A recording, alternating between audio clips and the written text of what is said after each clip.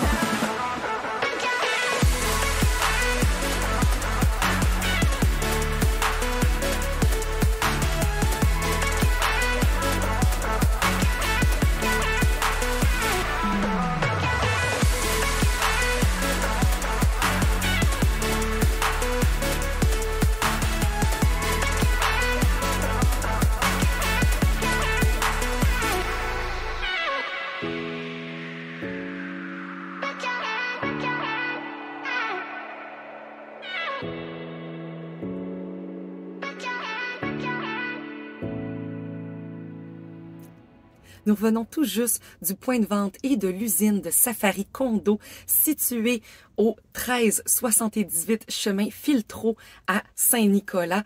Et ça, c'est pour le point de vente. Et l'usine, par contre, elle, c'est située au 851 rue de l'Hôtel de Ville à Saint-Frédéric.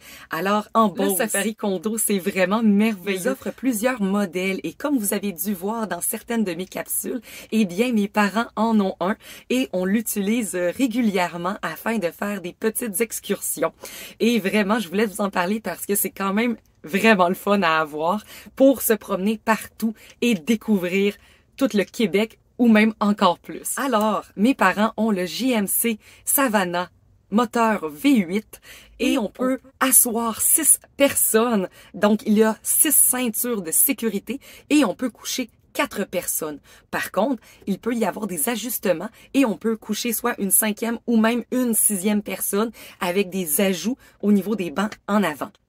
Ensuite, le prix est quand même relativement cher, mais c'est quand même un véhicule motorisé, donc vous avez votre véhicule et toute votre maison sur vous.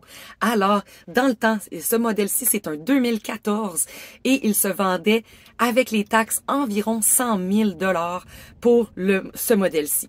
Maintenant, les modèles ont changé.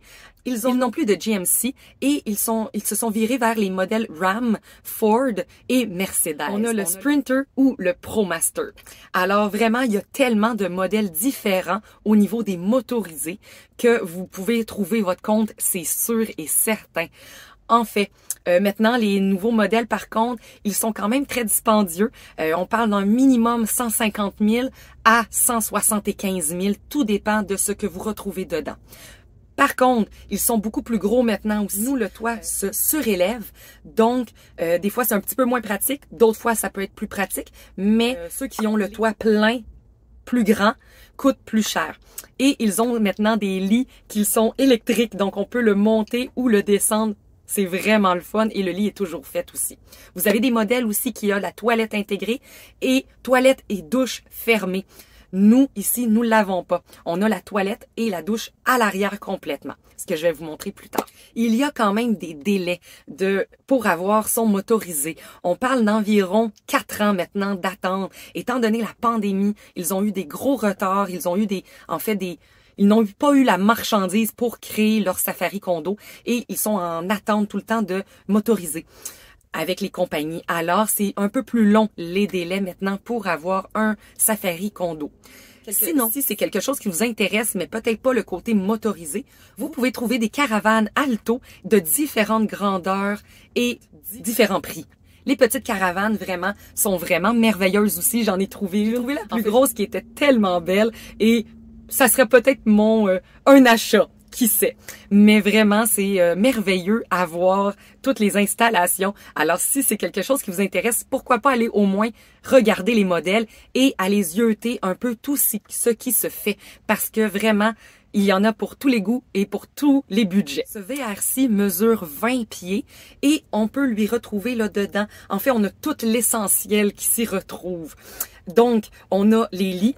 On a des places assises avec les ceintures pour se promener, mais on a un petit frigidaire, on a un évier, on a un petit four, on a une toilette, on a une petite douchette, on a l'air climatisé, on a des panneaux solaires, vraiment. On peut autant dormir dans le camion s'il fait froid que s'il fait chaud.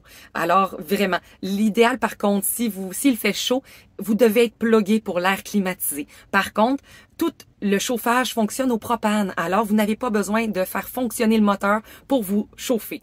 Alors, vous pouvez faire vraiment du camping un peu n'importe où, en ville, et personne va s'en rendre compte. C'est vraiment ça qui est merveilleux. Il y a des rideaux tout le tour, alors on peut juste fermer et sans ouvrir le toit, personne ne le sait qu'on est à l'intérieur du véhicule. Alors, c'est vraiment, vraiment le fun comme petit véhicule pour aller faire du camping ou juste pour explorer. Alors, je vous montre maintenant à l'instant avec le toit relevé pour voir vraiment ce que ça donne.